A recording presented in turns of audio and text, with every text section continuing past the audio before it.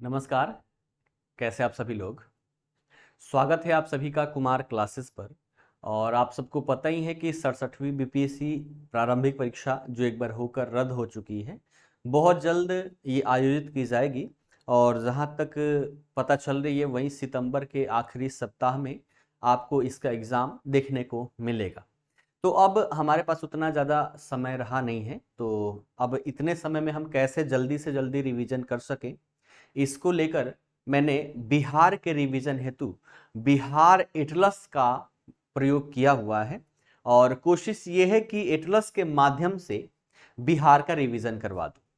ठीक है, तो आइए आज की कक्षा की शुरुआत करते हैं। अगर आपको अच्छा लगता है तो ज़्यादा से ज़्यादा इसको शेयर करेंगे, लाइक करेंगे, है ना। ज़्यादा से ज़्यादा लोगों तक अपने कुमार क्लासेस जो परिवार है इसको पहुंचाएंगे, ठीक है ना।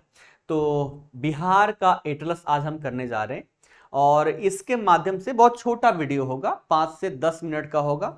और 5 से 10 मिनट में भौगोलिक परिचय जो है, भौगोलिक परिचय को हम यहाँ पर देख पाएंगे। बिहार के भौगोलिक परिचय की हम यहाँ पर बात करने जा रहे हैं, जो बहुत ही जल्दी कम समय में हमारा यहाँ पर रिवीजन हो जाएगा, ठीक है ना। तो देखिएगा टाइटल यहाँ पर मैंने दे रखा है, एटलस के माध्यम से संपूर्ण रिवीजन। तो चलिए इसकी हम यहाँ पर शुरुआत करते हैं। सबसे पहले हम यहाँ पर देखें बिहार का भौगोलिक परिचय। बिहार अवस्थित कहाँ है? अगर हम ग्लोब पर देखें तो ग्लोब पर दो रेखाएं खींची गई हैं, एक अक्षांश रेखा कहलाती है और दूसरी देशांतरीय रेखाएं कहलाती है। और इसी से हम किसी भी स्थान को इंडिकेट करते हैं। अगर हम बिहार को देखें इस अक्षांश और देशांतरीय आधार पर, तो आप देखेंगे कि सबसे पहले अगर हम गोले पर देखें, हम अपने पृथ्वी पर देखें, तो आप सभी को पता ही है कि भारत कहां अवस्थित है। तो ये हमारा क्या हो जाता है? गोलार्ध हो जाता है। ये हमारा 0 डिग्री अर्थात विषुवत रेखा है। और इस विषुवत रेखा के उत्तरी भागों में, अर्थात इसे हम क्या बोलते हैं? उत्तरी गोलार्ध बोलते हैं ना, उत्तरी गोलार्ध बोलते हैं। तो उत्तरी गोलार्ध में अवस्थित है।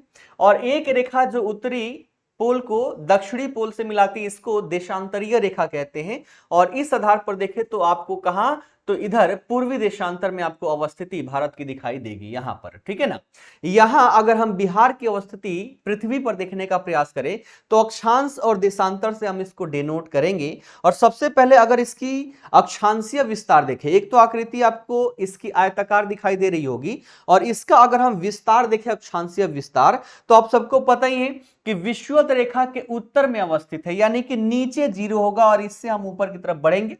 ऐसे ही आगे बढ़ते हुए जाएंगे तो हम देखेंगे 24 डिग्री 20 मिनट 10 सेकेंड, है ना, 24 डिग्री 20 मिनट 10 सेकेंड उत्तरी अक्षांश से बिहार प्रारंभ होता है। और आगे बढ़ते हुए 27 डिग्री 31 मिनट 15 सेकेंड उत्तरी अक्षांश तक इसका विस्तार है।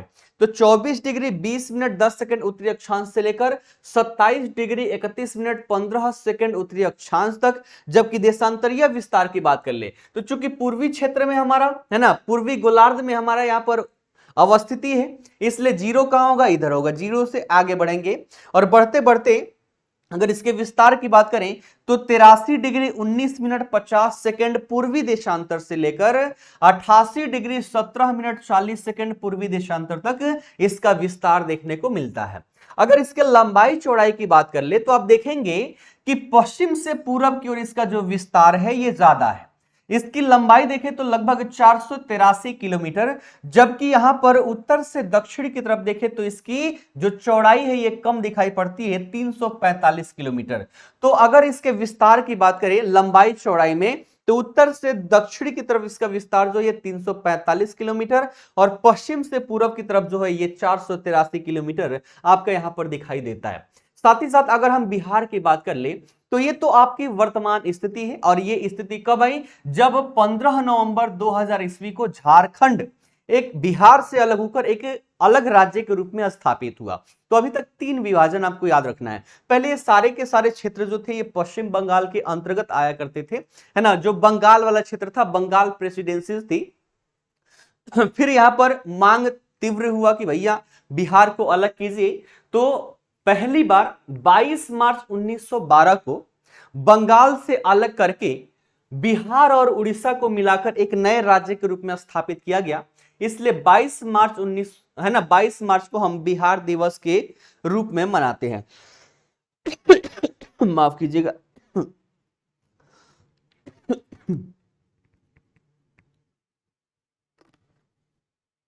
ठीक है, तो सबसे पहले बिहार एक अलग राज्य के रूप में कब स्थापित हुआ? 22 मार्च 1912 को बंगाल से अलग करके बिहार और उड़ीसा के क्षेत्र को मिलाकर एक नए राज्य के रूप में स्थापित कर दिया गया। इसलिए 22 मार्च को हम बिहार दिवस के रूप में मनाते हैं। उसके बाद आगे चलकर 1 अप्रैल 1936 को उड़ीसा बिहार से अलग हो गया और जो वर्तमान झारखंड बिहार वाला स्वरूप है वो आपका वहां पर बसता है। उसके बाद तीसरी बार यहां पर विभाजन कब हुआ? 15 नवंबर 2000 ईस्वी को। और बिहार के जो दक्षिणी जिले हैं इन जिलों को मिलाकर एक नए राज्य के रूप में झारखंड की अवस्थिति यहां पर देखने को मिल जाती है। झारखंड का निर्माण कर दिया जाता है। तो ये बातें ध्यान में रखिएगा। ये जो वर्तमान स्वरूप है, ये वर्तमान स्वरूप में अगर हम देखें तो इसका क्षेत्रफल कितना है? तो 94,163 वर्ग किलोमीटर इसका क्षेत्रफल है, जो भारत के कुल क्षेत्रफल का 2.86% देखने को मिल जाता है। अगर समुद्र तल से ऊंचाई की बात करें तो 173 फीट अर्थात 52.73 मीटर समुद्र तल से इसकी ऊंचाई है। और समुद्र तट से दूरी, क्योंकि समुद्र तट इधर सबसे नजदीक वाला हमारा वहीं बंगाल की खाड़ी है, तो वहां से लगभग 200 किलोमीटर दूर ये अवस्थित है। साथ ही साथ आप यहां पर देखेंगे तो बिहार के उत्तरी क्षेत्रों में नेपाल अवस्थित है ना। इधर पश्चिम में उत्तर प्रदेश, दक्षिण में देखें तो झारखंड और पूरब में पश्चिम बंगाल अवस्थित है। तो ये बिहार का भौगोलिक परिचय हो गया। अभी ये समाप्त नहीं हुआ है, एक दो चीज और भी हम यहां पर देख लेंगे। डेमोग्राफी भी इसका अगर हम देखने का प्रयास करें तो देखिएगा, अभी वर्तमान में आप सभी को पता है कितने 38 जिले हैं बिहार में, और इन 38 जिलों से बार बार क्या प्रश्न पूछे जाते रहे हैं, उन सबको इसमें समाहित किया गया है। जैसे देखिएगा, अगर हम सबसे पहले जिलों की बात कर लें तो सबसे बड़ा जिला जो हो जाता है आपका यहां पर पश्चिम चंपारण है ना। बिहार के 38 जिलों में से सबसे बड़ा जिला जो है वो है पश्चिम चंपारण, जो 3,968 वर्ग किलोमीटर क्षेत्रों पर विस्तारित है। पश्चिम चंपारण से संबंधित एक दो चीजें और, सबसे पहली कि ये सबसे बड़ा जिला है, साथ ही साथ सबसे ज्यादा जो अनुसूचित जनजाति की आबादी है वो भी आपको पश्चिम चंपारण में ही देखने को मिलेगा। 6.4% जो यहाँ की जनसंख्या है वो अनुसूचित जनजाति है। ये बातें ध्यान रखिएगा। तो सबसे ज्यादा अनुसूचित जनजाति पश्चिम चंपारण में, उसके बाद कटिहार और फिर पूर्णिया। ये टॉप 3 है जहां पर सबसे ज्यादा आपको अनुसूचित जनजाति देखने को मिल जाता है। उसके बाद इससे थोड़ा सा हम नीचे आएंगे दक्षिण की तरफ, तो यहां पर गोपालगंज, ये क्या है? सारण प्रमंडल है। ये है आपका सारण प्रमंडल, और इस सारण प्रमंडल में 3 जिले, गोपालगंज, सिवान, सारण। तो गोपालगंज से संबंधित क्या प्रश्न बन जाता है? तो यहां पर सर्वाधिक लिंगानुपात है। सर्वाधिक लिंगानुपात का मतलब क्या हुआ कि 1000 पुरुषों पर महिलाओं की संख्या, इसी को लिंगानुपात कहा जाता है। बाकी अन्य क्षेत्रों में हम देखेंगे तो 1000, पूरा भारत के स्तर पर भी देखें तो 1000 पुरुषों पर महिलाओं की आबादी बहुत कम है। लेकिन बिहार में गोपालगंज की बात कर ले तो सर्वाधिक लिंगानुपात है। 1000 पुरुषों पर 1021 स्त्रियां यहां पर उपलब्ध है ना। तो यहां का मतलब स्त्रियों की जनसंख्या जो है ये पुरुषों से ज्यादा है। तो सर्वाधिक लिंगानुपात में नंबर 1 पर गोपालगंज, ठीक है, 2 नंबर पर सिवान और 3 नंबर पर सारण। ये सारण जिले के है ना, सारण जिले के तीनों जिले जो हैं यहां पर सर्वाधिक लिंगानुपात देखने को मिलता है। तो सबसे ज्यादा गोपालगंज, फिर सिवान, फिर सारण। इसके साथ साथ गोपालगंज में सबसे कम अनुसूचित जनजाति है ना। सबसे कम अनुसूचित जनजाति अगर कहीं है तो वो है गोपालगंज में। साथ ही साथ जनसंख्या में दशकीय वृद्धि की बात कर लें तो सबसे कम दशकीय वृद्धि अगर कहीं पर हुई है तो वो गोपालगंज में हुई है। दशकीय वृद्धि का मतलब क्या हुआ? जनसंख्या में प्रति 10 वर्षों में हुई जो वृद्धि होती है, इसी को दशकीय वृद्धि कहते हैं। और सबसे कम ये जो वृद्धि हुई है वो गोपालगंज में 19%। अब समझ लीजिएगा, जो सबसे कम है वो 19% है। और सर्वाधिक की बात कर ले तो मधेपुरा है 31.01, यानी कि लगभग 31% 10 वर्षों में यहाँ की जनसंख्या बढ़ गई।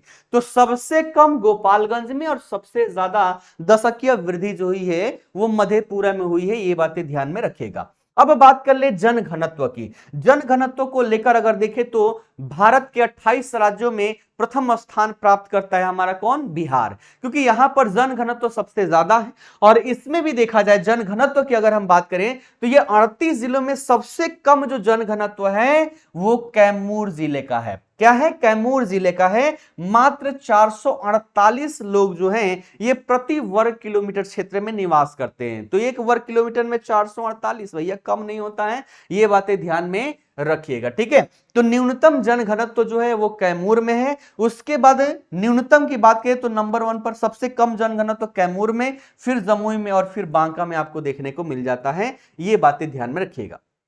इसी से और दक्षिण में जाएं तो दक्षिण में अवस्थित है हमारा रोहतास जिला। और रोहतास जिले की बात कर ले तो इससे क्या क्या विशेष बातें हैं। अगर सबसे ज्यादा साक्षरता दर देखें तो वो रोहतास की है। बिहार में सबसे ज्यादा पढ़े लिखे लोग जो हैं वो रोहतास में हैं। 73.4% लोग जो है यहाँ के साक्षर है। तो सबसे ज्यादा साक्षरता दर कहां? रोहतास की है। 2 नंबर पर पटना और 3 नंबर पर भोजपुर का स्थान देखने को मिलता है। साथ ही साथ सबसे ज्यादा पुरुष साक्षरता दर भी रोहतास में ही है।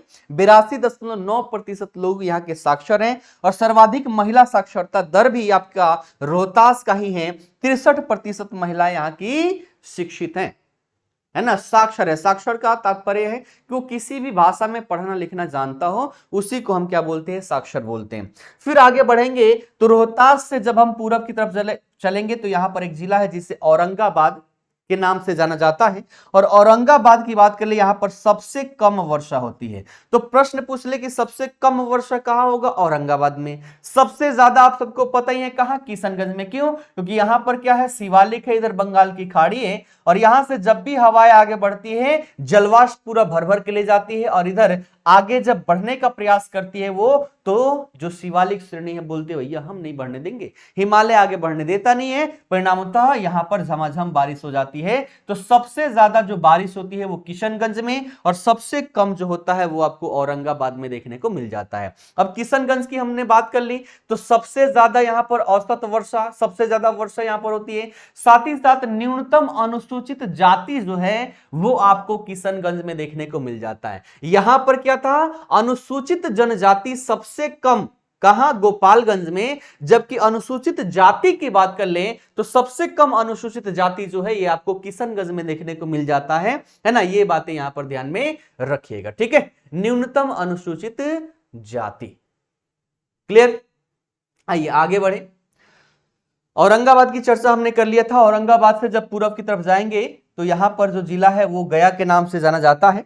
और यहां से संबंधित क्या क्या प्रश्न पूछे जाते हैं? तो सबसे कम तापमान आपको गया का, और सबसे ज्यादा तापमान भी पूछ ले तो गया ही लगाना है, ठीक है ना। क्योंकि आप सबको पता ही होगा, फिजिक्स में मैंने पढ़ा है कि जो जल्दी गर्म होता है वो जल्दी ठंडा भी हो जाता है, और जो धीरे धीरे गर्म होता है उसको ठंडा होने में भी ज्यादा टाइम लगता है।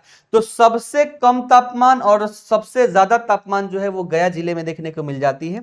साथ ही साथ सबसे ज्यादा अनुसूचित जाति जो है वो गया में देखने को मिलेगी, 30.4%, है ना। ये बातें ध्यान रखिएगा। तो सबसे ज्यादा गया, फिर पटना, फिर समस्तीपुर में देखने को मिल जाता है। फिर गया से अगर हम ऊपर की तरफ चले, उत्तर की तरफ चले, तो बिहार की राजधानी पटना आ जाती है। और पटना से क्या क्या बातें ध्यान रखना है? तो सबसे ज्यादा जनसंख्या अगर निवास करती है तो वो पटना में। क्यों? क्योंकि ये राजधानी है, और हर जगह पर आप देखेंगे सबसे ज्यादा जो जनसंख्या होती है वो राजधानी में देखने को मिलती है। तो सबसे ज्यादा जनसंख्या वाला अगर कोई जिला है तो वह है हमारा पटना।